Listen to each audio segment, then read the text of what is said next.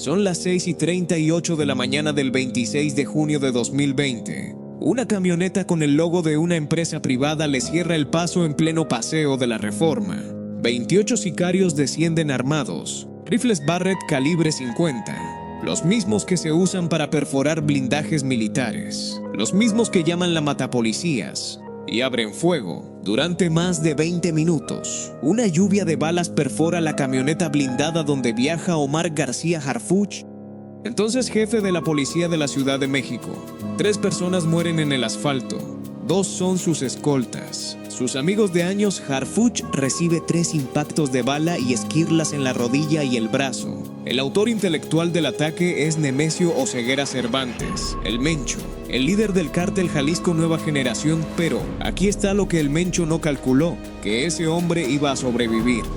Y que 6 años después, desde el mismo gobierno al que intentó destruir esa mañana, Harfuch iba a ser el arquitecto de su muerte. Esta es la historia del círculo que tardó 6 años en cerrarse. Hay historias de operativos que se cuentan desde los datos, los helicópteros, los detenidos, las armas aseguradas, las cifras en la conferencia de prensa del día siguiente. Esta no es una de esas historias. Esta es la historia de un hombre que estuvo a punto de morir a manos del criminal más poderoso de México, que perdió a 2 amigos en ese asfalto, que salió del hospital con 3 cicatrices de bala y una deuda pendiente que ningún tribunal podía saldar, que 6 años después, cuando nadie esperaba que ese círculo pudiera cerrarse, lo cerró. Lo que está en juego aquí no es solo la caída de un capo. Es la respuesta a una pregunta que México lleva décadas haciéndose. ¿Puede el Estado alcanzar a quien lo desafía directamente? ¿Puede un hombre que fue objetivo de un atentado usar ese mismo sistema para dar respuesta? El 22 de febrero de 2026, en una zona boscosa del municipio de Tapalpa, Jalisco, la respuesta llegó. Y llegó desde el aire, desde los murciélagos del ejército, y desde la oficina del hombre al que el Mencho no pudo matar. Para entender lo que ocurrió en Tapalpa el 22 de febrero de 2026, primero hay que entender a quién mandó el Mencho a matar 6 años antes. ¿Y por qué lo mandó matar? Omar García Harfuch no llegó a la seguridad pública desde un escritorio. Su carrera empezó en el terreno, en la Agencia Federal de Investigación, el organismo que en México operó como el equivalente más cercano al FBI durante los años en que el crimen organizado comenzó su expansión más agresiva. Aprendió inteligencia criminal desde dentro. Aprendió a construir redes de información. Aprendió que los operativos que funcionan no son los que hacen más ruido, sino los que cierran más caminos de escape antes de que el objetivo los use. Cuando llegó a la Secretaría de Seguridad Ciudadana de la Ciudad de México en 2019, llegó con esa filosofía y empezó a aplicarla de una manera que el CJNG notó rápidamente. En sus primeros meses al frente de la policía capitalina, Harfuch comenzó a desmantelar de forma metódica las células del CJNG que operaban en la Ciudad de México. No grandes anuncios, no operativos espectaculares para las cámaras, detenciones quirúrgicas, golpes a la logística, desarticulación de redes de distribución. El tipo de trabajo que no genera portadas, pero que sí genera resultados concretos sobre el terreno.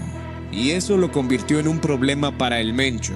El CJNG no toleraba interferencias. Lo había demostrado en Jalisco, lo había demostrado en Michoacán, lo había demostrado en Colima, en Guanajuato, en Veracruz. Cuando alguien se ponía en su camino, la respuesta era siempre la misma: escalar, hasta que ese alguien dejara de ser un obstáculo.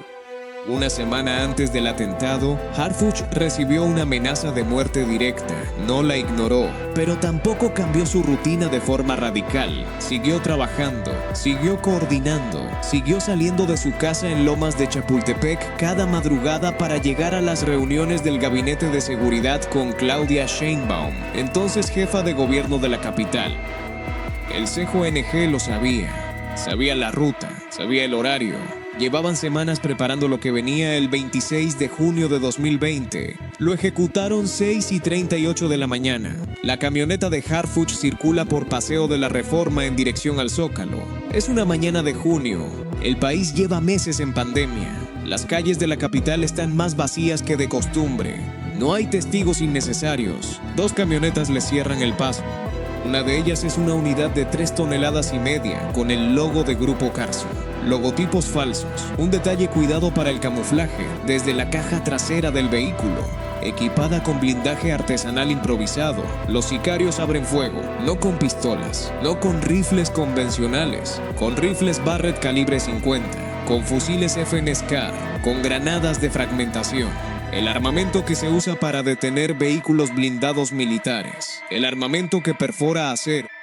28 sicarios, más de 20 minutos de fuego continuado, cientos de casquillos que después cubrirán el asfalto del Paseo de la Reforma en uno de los barrios más exclusivos de la capital. La Suburban de Harfuch resiste los primeros impactos. Está blindada, pero el blindaje tiene un límite, y los Barrett calibre 50 están diseñados exactamente para encontrar ese límite. Los proyectiles empiezan a penetrar. 2 de los escoltas que viajan con Harfuch mueren en el lugar.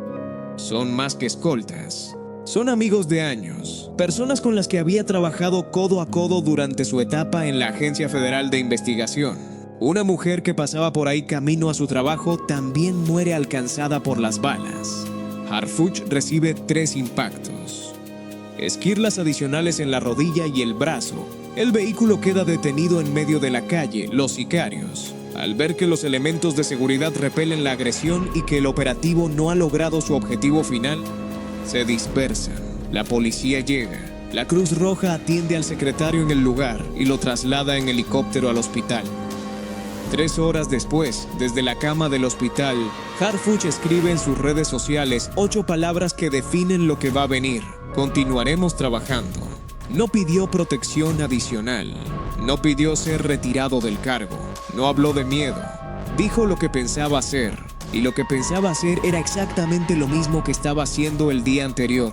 Esa misma noche, las autoridades detienen a José Armando, el Vaca, identificado como el presunto autor intelectual del ataque. Jefe de sicarios del CJNG en Tonalá, Jalisco. 12 personas son eventualmente condenadas a 316 años de cárcel cada una. Pero el autor intelectual real, el que ordenó todo desde Jalisco, siguió libre. El Mencho. El Mencho pensó que con ese ataque había enviado un mensaje definitivo, que había demostrado que nadie estaba fuera de su alcance, que había eliminado un problema. Pero lo que en realidad había hecho era algo muy diferente. Había creado a su propio verdugo.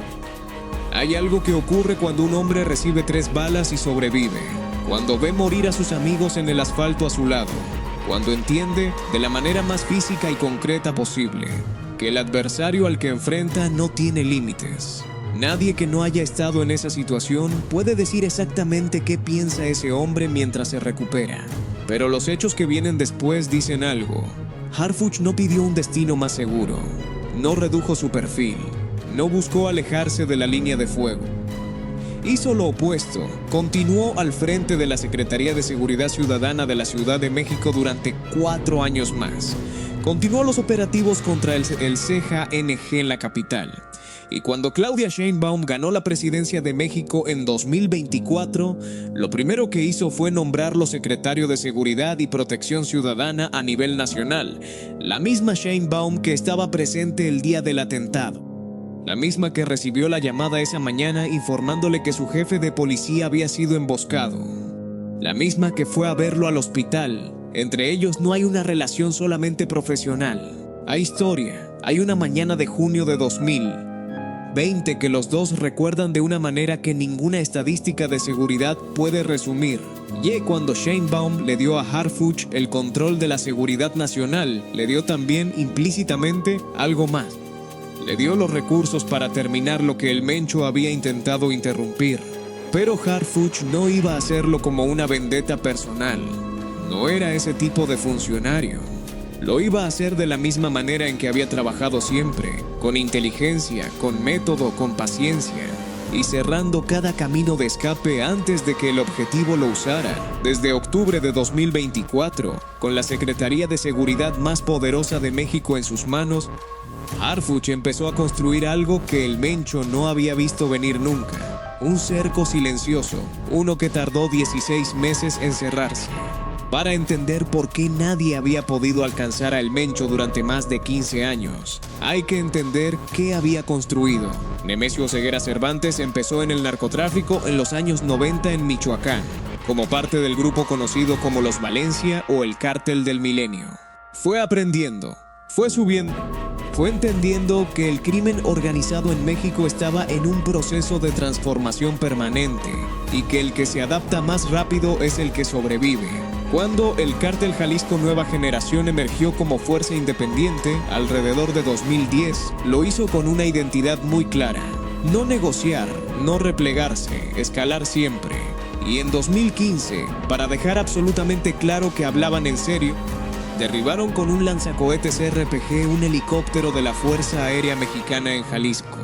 No fue un accidente, no fue un error de cálculo. Fue un mensaje calculado con precisión. Nosotros también tenemos armamento de guerra y estamos dispuestos a usarlo durante años. Los operativos contra el CJNG eran frecuentes, pero el Mencho permanecía fuera del alcance. Reducía su círculo de confianza constantemente. Cambiaba de ubicación. Usaba intermediarios para todo. Construyó alrededor de sí mismo capas de protección que hacían casi imposible el acceso directo. En 2016, Estados Unidos lo incluyó en su lista de fugitivos más buscados. En 2018, la Fiscalía General de la República ofreció 30 millones de pesos por información que llevara a su captura. En diciembre de 2024, Washington elevó esa recompensa a 15 millones de dólares. El Departamento de Justicia lo acusaba de encabezar lo que llamaban un reinado de terror y de destruir vidas a ambos lados de la frontera con el tráfico de fentanilo. El CJNG fue declarado organización terrorista por el gobierno de Estados Unidos. Pero el Mencho seguía libre. Su fuerza no era solo el armamento, era la capacidad de sembrar miedo en capas. El miedo de los funcionarios locales que recibían sobornos o amenazas. El miedo de los testigos que nunca declaraban. El miedo de los intermediarios que sabían que una traición se pagaba con la vida. Un ecosistema completo construido sobre la certeza de que acercarse a él era peligroso y traicionarlo era mortal. Eso era lo que Harfuch tenía que desmantelar. Y no lo iba a hacer con presencia de fuerza. Lo iba a hacer desde adentro del sistema que el Mencho creía haber comprado o intimidado completamente. Y aquí es donde aparece el detalle que la mayor parte de los análisis posteriores al operativo no contaron con suficiente profundidad. Porque lo que Harfuch construyó no fue solo un operativo, fue una arquitectura. Desde el primer mes de la administración Sheinbaum, el Gabinete de Seguridad puso en marcha una ofensiva contra el CJNG que operaba en 3 niveles simultáneos. El primer nivel era el visible: cateos, detenciones de células y mandos medios, golpes a la logística. Cada captura que aparecía en los noticieros era real, pero era también una pieza de algo más grande. Cada persona detenida era una fuente de información. Cada nodo desmantelado era un canal de comunicación que se cerraba. El segundo nivel era menos visible pero más determinante. Drones con cámaras y sistemas de geolocalización sobrevolando rutas de tráfico. Operaciones para interceptar cargamentos en tierra, aire y mar. La estrategia Pez Vela en Nayarit. La operación Sable en la región del Istmo. La Marina desmantelando puntos de reclutamiento en Colima. En agosto de 2025 fue detenido el Cachorro, identificado como el líder de la red de tráfico de armas que abastecía directamente al CJNG. Cada nodo que se desmantelaba dejaba al cártel un poco más ciego, un poco más aislado, un poco más dependiente de un número más pequeño de personas para sus operaciones, vía en paralelo, el tercer nivel. El más silencioso, la unidad de inteligencia financiera trabajando de la mano con el gabinete de seguridad para cortar el flujo de dinero del CJNG, las rutas de hidrocarburos robados, los negocios fachada en ciudades como Puerto Vallarta y Mazatlán, los circuitos que conectaban al cártel con Estados Unidos. Cada peso que dejaba de llegar era también un mensaje logístico que se perdía, una ruta de escape que se cerraba. Había un cuarto elemento que no estaba en ningún comunicado oficial: el trabajo de inteligencia central del ejército, junto con mandos seleccionados de la Fuerza Aérea y de las Fuerzas Especiales, construyendo en silencio un mapa de movimientos durante meses. ¿Quién se desplazaba? ¿Cuándo? ¿Con quién? ¿Hacia dónde? Sin conferencias de prensa, sin anuncios, con la paciencia de quien sabe que la información cuando se construye bien es más poderosa que cualquier operativo. El 13 de febrero de 2026, 9 días antes del operativo en Tapalpa, fue detenido Flavio Alberto Bracamontes, el Braca, que desarticuló la célula que controlaba la región sur de Zacatecas y parte de Jalisco. Con esa detención, el Mencho perdió otro escudo, otro intermediario, otra capa de protección. Y entonces cometió el único error que las autoridades necesitaban. Necesitó ver a alguien de confianza. Y esa persona, sin saberlo, los llevó directamente hasta él. Un momento, tenemos a Harfuch al frente de la seguridad nacional. 16 meses de una estrategia construida en 3 niveles. Un CKNG cada vez más aislado. Y un error del Mencho. Ahora veamos qué pasó en esas 48 horas que nadie vio venir. El 20 de febrero de 2026, mediante trabajos de inteligencia militar central y con información complementaria de agencias estadounidenses, los analistas del ejército detectaron el movimiento de un hombre. No era un operador conocido, no era un mando del cártel, era algo más difícil de rastrear y más valioso cuando se rastrea. Un hombre de confianza de una de las parejas sentimentales del Mencho. Los siguieron sin intervenir, y ese hombre condujo a las autoridades hasta un complejo privado de cabañas en las afueras de Tapalpa, un municipio de montaña al sur de Jalisco. Un lugar sin visibilidad pública, sin nombre en los registros que cualquiera pudiera encontrar. Esa noche, la pareja sentimental entró al complejo y dentro estaba el Mencho. Las siguientes horas fueron de vigilancia absoluta, silencio operativo total. Nadie fuera de un círculo mínimo de analistas y mando sabía lo que estaba ocurriendo. El 21 de febrero, la mujer salió del inmueble. Era el mismo protocolo de seguridad que el Mencho había utilizado durante años. La persona que lo visita se marcha antes de que la zona se vuelva de riesgo. Un sistema que le había funcionado perfectamente durante más de una década. Pero, en el momento en que ella salió, las autoridades ya tenían confirmado que él seguía dentro, con escoltas, armados y completamente ajenos a lo que estaba a punto de ocurrir. Esa misma noche del 21 de febrero comenzó el planeo del operativo. Y aquí hay un principio que dice mucho sobre cómo piensan los murciélagos del ejército, la unidad de élite que iba a ejecutarlo. Quienes planearon la operación fueron exactamente los mismos que la iban a llevar a cabo. No hay un estado mayor distante diseñando algo que otros van a ejecutar. Quien entra en el terreno decide cómo entra. Eso reduce la filtración de información. Eso reduce el margen de error humano. Los detalles del objetivo no se revelaron a los soldados hasta pocas horas antes de partir. Nadie fuera de ese círculo mínimo sabía el nombre de lo que iban a buscar. La fuerza operativa tenía 3 componentes. Un componente terrestre con fuerzas especiales del ejército y la Guardia Nacional. Un componente aeromóvil con 6 helicópteros y personal de élite, que permaneció en estados aledaños a Jalisco para no levantar sospechas en los radares del cártel. Y un tercer componente de contención listo para actuar si la situación se desbordaba. Todo en silencio, todo en oscuridad, todo convergiendo hacia las montañas del sur de Jalisco antes del amanecer 5 de la mañana. 22 de febrero de 2026, 6 helicópteros militares descienden desde los estados aledaños hacia Tapalpa en silencio. Los equipos terrestres cierran el perímetro del complejo de cabañas. El sigilo ha funcionado. Hasta que el grupo de seguridad del Mencho los ve llegar. Lo que ocurre en los siguientes minutos es, según el secretario de la Defensa Nacional, uno de los enfrentamientos más violentos que el ejército ha vivido en un operativo de este tipo en muchos años. El Mencho sale del complejo y deja atrás a su guardia armada con una única instrucción: frenar a los soldados. Ese grupo no usa pistolas, 7 armas largas, 2 lanzacohetes, uno tipo RPG. El mismo modelo que en 2015 derribó un helicóptero de la Fuerza Aérea en Autlán de Navarro.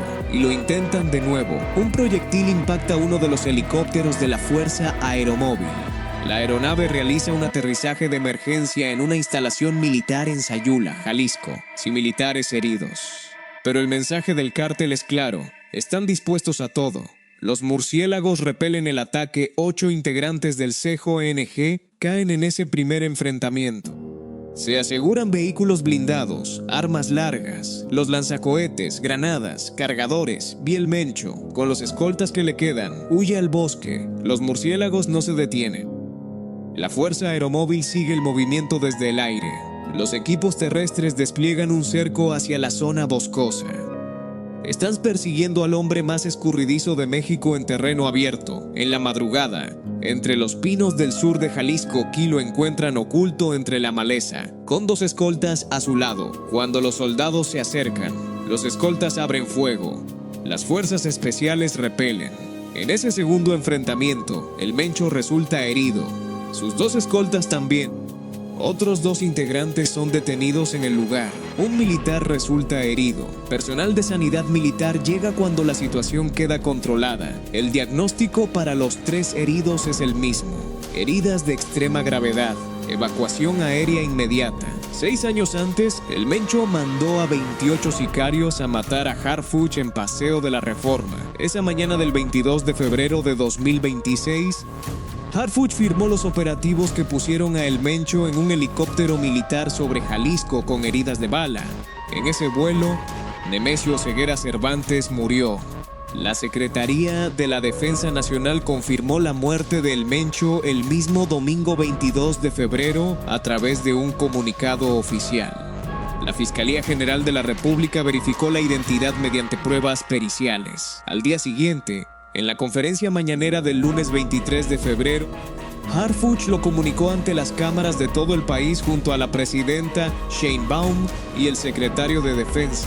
Pero mientras eso ocurría en los despachos y en Palacio Nacional, afuera el país se había paralizado. El CJNG activó un plan que el Mencho tenía preparado para exactamente este escenario. 252 narcobloqueos en 20 estados. En el mismo día, Jalisco, Michoacán, Guanajuato, Guerrero, Baja California, Estado de México, Sinaloa, Tamaulipas, Veracruz, Zacatecas. En Jalisco, el gobernador Pablo Lemus activó el Código Rojo. 51 sucursales del Banco del Bienestar fueron incendiadas, 81 tiendas atacadas. El aeropuerto de Guadalajara operó con retrasos masivos. En Puerto Vallarta, turistas grababan columnas de humo desde la playa. Y en redes sociales, una guerra paralela. Videos falsos generados con inteligencia artificial. Supuestos enfrentamientos que nunca ocurrieron.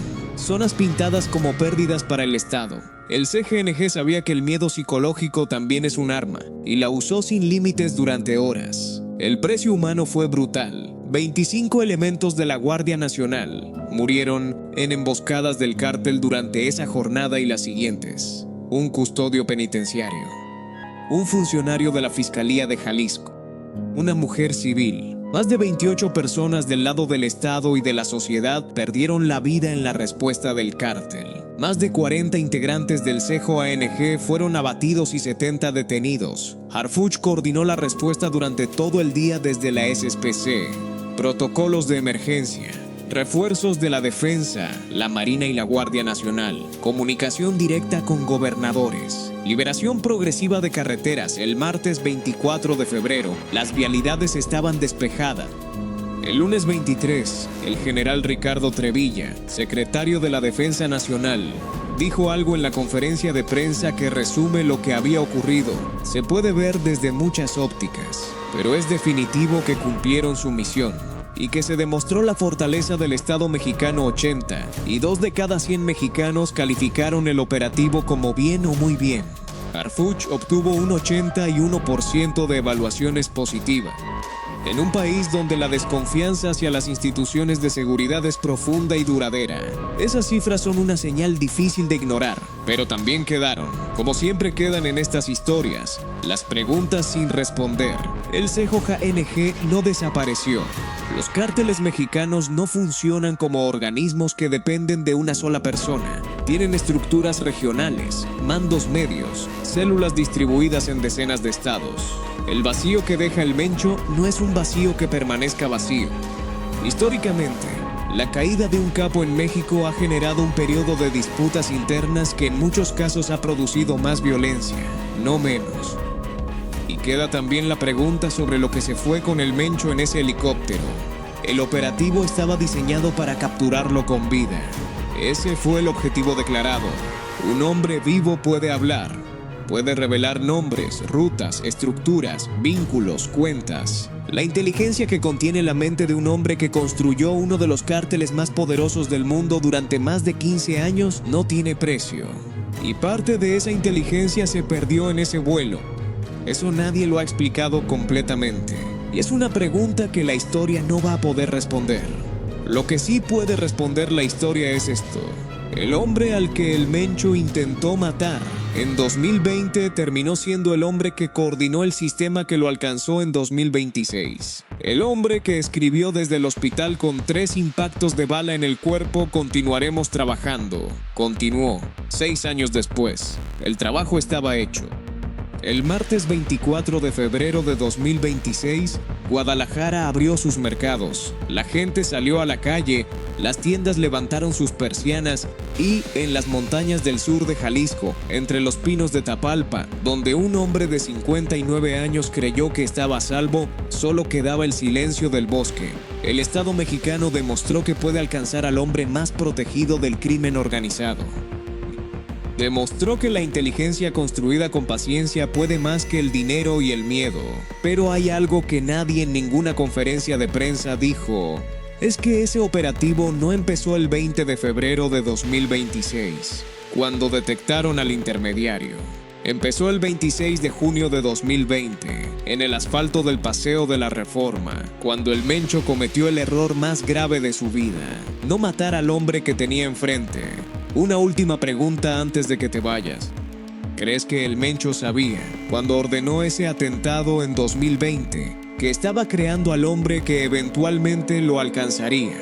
¿O simplemente nunca imaginó que Harfuch llegaría donde llegó? Déjame tu respuesta en los comentarios. Voy a leer cada una. Si esta historia te dejó con más preguntas que respuestas sobre lo que hay detrás de la relación entre México y Estados Unidos en materia de seguridad, hay algo que tienes que saber. Días después de que México celebrara la caída del Mencho, la CNN publicó un reportaje que el gobierno mexicano rechazó en menos de 2 horas. Afirmaba que la CIA había participado en una operación encubierta en territorio mexicano, una explosión, un muerto y una respuesta oficial que, si la lees bien, genera más preguntas de las que cierra. Ese vídeo está aquí arriba. Y si no quieres perderte lo que viene, ya sabes qué hacer.